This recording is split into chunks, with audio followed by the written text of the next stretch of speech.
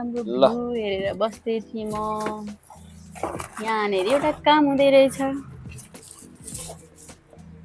के गर्दै हुनुहुन्छ husband? Hello. Hello, what are you यो हाम्रो डुइङ? एलोभेरा निकै पुरानो भयो, 1.5-2 वर्ष भइसक्यो होइन हामीले रोपेको यो ग्रो ब्यागमा।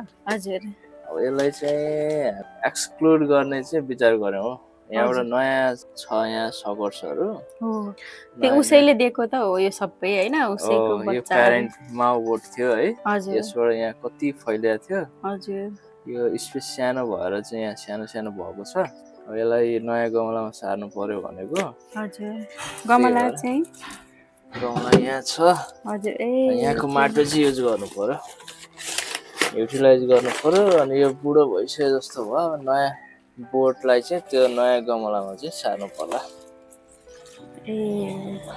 त्यो चाहिँ सिधै बरु उसमा राख्नुभयो भए ट्रेमै राख्दै भए भइहाल्छ। फोहोर हुँदैन थियो है। हजुर ओके माटो। यो एलोभेरा रोप्दा रोप्दै केही छलफल गरौँ त होइन? हजुर यो एलोभेराको साइन्टिफिक नेम चाहिँ एलो बार्बाडेन्सिस हो होइन। अनि यो एलोभेरा चाहिँ एकदम युजफुल छ कि, आयुर्वेदिक रूपले पनि एकदमै महत्त्वपूर्ण मानिन्छ। अनि हाम्रो यो अहिले जलेको घटनाहरू हामीले सुनिरहेछौँ नि।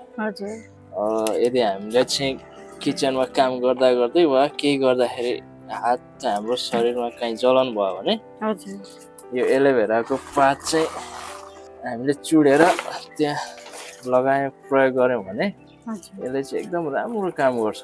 यो रुट्सहरू त के छ त यसको फाइदाहरू? अनि अर्को चाहिँ यसको एकदम युज चाहिँ कस्मेटिकमा हुन्छ कि। यसको जेल हामीले फेस मास्कको रूपमा पनि युज गर्न सक्छौँ। अनि यसलाई खान पनि सकिन्छ। अब खाँदाखेरि यसले डाइजेसन बढाउने। अनि खाँदा नि केही फरक पर्दैन यो? फरक पर्दैन नि, यो त औषधिक रूपमा प्रयोग हुन्छ। अझ यो आयुर्वेदिक सेक्टरमा चाहिँ अझ बढी यसको उपयोगिता छ कि। यसलाई चाहिँ डाइजेसन बढाउने अनि भिटामिन सी ई को चाहिँ प्रचुर मात्राको चाहिँ सोर्स पनि मानिन्छ। यसलाई खान सकिन्छ। खाँदाखेरि चाहिँ यसको बोक्राको माथिको लेयर चाहिँ हटाएर भित्रको जेल मात्रै चाहिँ खानुपर्छ है। अनि अर्को चाहिँ अब यसको पटिङ मिक्सचर बनाउँदाखेरि चाहिँ हामीले गमलामा चाहिँ जुनै पनि चिजहरू हामीले रोप्नु पर्यो भने त्यसमा चाहिँ 40% हामीले माटो युज गर्न सक्छौँ। 30% चाहिँ कोर्स स्यान्ड भनेको अलिक खस्रो खालको बालु हो कि प्रयोग गर्नुपर्छ। अनि 30% चाहिँ हामीले कम्पोस्ट मल चाहिँ प्रयोग गर्न सक्छौँ। पटिङ मिक्सचर चाहिँ त्यसरी बनायो भने राम्रो हुन्छ। र यो हाम्रो एलोभेराको कुरा गर्दाखेरि चाहिँ कम मोइस्चर भए पनि यसलाई चाहिँ हामीले ग्रो गर्न सक्छौँ। यसलाई मोइस्चर कम चाहिन्छ, त्यही भएर यसको हकमा चाहिँ हामीले 30% सोयल, 50% चाहिँ हामीले कोर्स स्यान्ड प्रयोग गर्न सक्छौँ। अनि 20% चाहिँ मल हामीले प्रयोग गऱ्यौँ भने पनि यसलाई हामीले राम्रोसँग ग्रो गर्न सक्छौँ। अनि अर्को चाहिँ इन्डोर प्लान्ट्सको रूपमा चाहिँ यसलाई हामीले प्रयोग गर्न सकिन्छ। हाम्रो अक्सिजन प्युरिफाइङ पनि यसले राम्रो गर्छ भनिन्छ कि। अनि त्यही भएर रुममा पनि हामीले यसलाई राख्न सक्छौँ।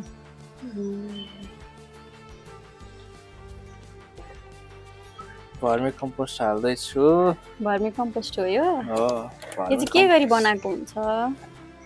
भर्मी कम्पोस्ट त गड्योला प्रयोग गरेर मल बनाउने। अब यो प्रोजेक्ट पनि हामी बनाउँदैछौँ यहाँ कौशीमा। त्यसपछि अर्को भिडियोमा देखौँला है। ल यति मल हालेँ। मल यो मैले पुरानो माटो युज गरेको हुनाले अलरेडी मल छ त्यसमा। भनेपछि अब त यो एलोभेरा त बब्बाल आउँछ जस्तो छ हजुरको। राम्रो हुन्छ, मेहनत पनि राम्रो छ। राम्रो हुन्छ। अब बालुवा चाहिँ हामीले अघि पनि मैले भनिसकेँ खस्रो खालको प्रयोग गर्नुपर्छ गमलामा होइन। हाम्रो यो माटोमा चाहिँ के छ त? छ बालुवा हामीले पहिला नै हालेको थियौँ।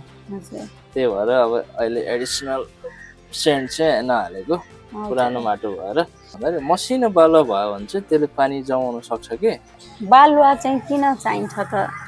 ड्रेनेज गराउनको लागि, माटो खुकुलो बनाउनको लागि। अब माटो खुकुलो भयो भने एरेसन हावा मजाले खेल्छ हैन हजुर अनि त्यसपछि जरा राम्रोसँग फैलिन पाउँछ अनि पछि हैन बलौ अनि ताले गर्दाखेरि त एकदम प्लान्टहरु त स्ट्रङ भएर आउने रहेछ हैन एकदम राम्रोसँग उसको जरा हुर्किन्छ अनि तलसम्म जरा फैलिन्छ न्युट्रिएन्ट चाहिँ सबै ठाउँबाट लिन पाउँछ नि त बिरुवाले हजुर त्यो भएर बालुवा चाहिँ हामीलाई चाहिन्छ पटमा युज गर्दा चाहिँ हामीले खस्रो खालको बालुवा चाहिँ युज गर्नुपर्छ त्यो कुरा चाहिँ हामीले विचार गर्नु पर्यो ल यो पटिङ मिक्सचर रेडी भयो हजुरले बनाउने बेलामा यहाँ हावा पनि क्या मजाले चलिरहेछ मस्त के हो मौसमले पनि रमाइलो रमाइलो अनि हेर्नुहोस् यो गमलामा चाहिँ यो पालहरू हुन्छ यसलाई चाहिँ ड्रेनेज होल भनिन्छ हैन यो चाहिँ एक्सिस वाटर भनेको बढी हामीले यसलाई इरिगेसन गर्दाखेरि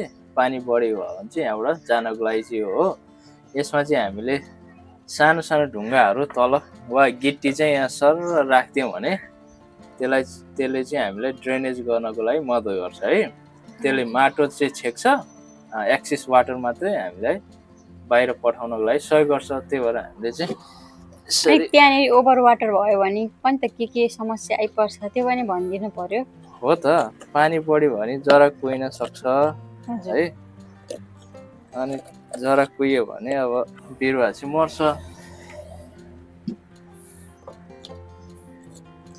यसरी चाहिँ ल यसरी पालहरू छेकिएपछि यहाँ चाहिँ यसरी हाल्न सकिन्छ खोइ कसरी रहेछ यो धेरै छैन नत्र टक्कै यसरी हल्का है हजुर पाल माथि चाहिँ राख्दिने अब यसमा अनि त्यसले गर्दा पाल चाहिँ थुन्निदैन त पानी चाहिँ छेक्दैन पानी चाहिँ जान दिने भयो अरू सोलिड मेटेरियल्स माटो चाहिँ छेक्ने भयो म त त्यसले गर्दाखेरि त पानी ड्रेनेजै हुन डिस्टर्ब हुन्छ कि जस्तो देखियो के हो हुँदैन यसले ड्रेनेजमा चाहिँ हेल्प गर्छ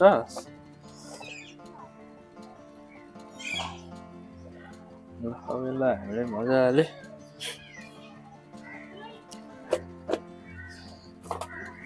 फेरि हजुरले रोपेको प्लान्टहरू एकदम सक्सेस हुन्छ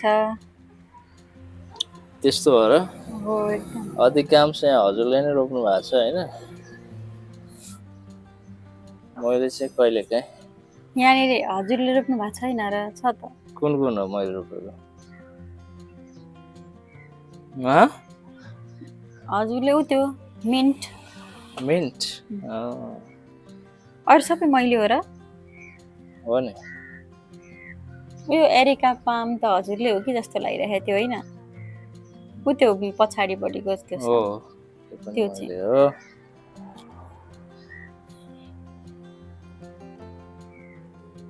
ल मिडिया भर्ने यो पनि हामीले रोपेको 2 वर्षमा पनि हाइट त जोस गेन हुन सकेन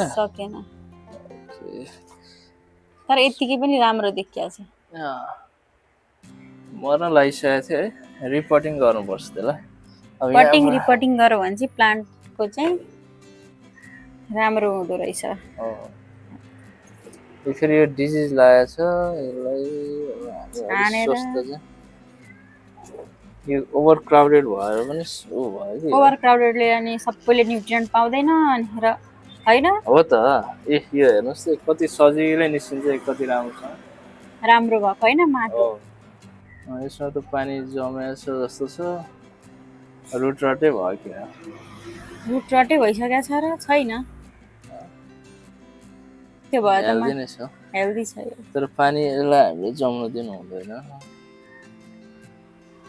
अब त्यही भएर मैले यसको ठाउँ चेन्ज गरेर उता यता साइडबाट यता साइड ओके दुईटै रोपौँ कि एउटा मात्रै रोप्नु त एउटा सानो पट पनि छ त्यसमा एउटैले भरिहाल्छ एउटै रोपिदिनु यही रोप्नु त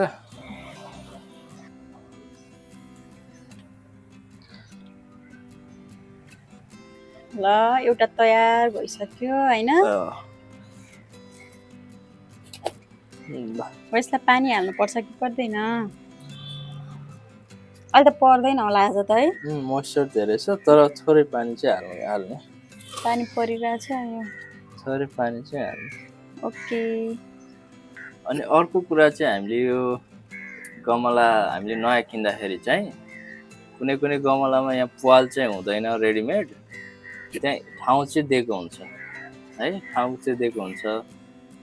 त्यहाँ चाहिँ हामीले के गर्नु पर्यो, केही सार्प चिजले चाहिँ त्यहाँ घोचेर प्वाल पारेर चाहिँ ड्रेनेज होल बनाउनु पर्छ। त्यसले गर्दा चाहिँ हाम्रो के हुन्छ, एक्सेस वाटर चाहिँ ड्रेन आउट हुन मद्दत गर्छ। तपाईँले पनि नयाँ गमला किन्नु भएको छ भने प्वाल छैन भने आफैले प्वाल बनाउनु पर्छ यसमा है। प्वाल बनाउने, प्वालमाथि चाहिँ ढुङ्गा राखेर सानो गिटी राखेर अनि माटो हाल्ने।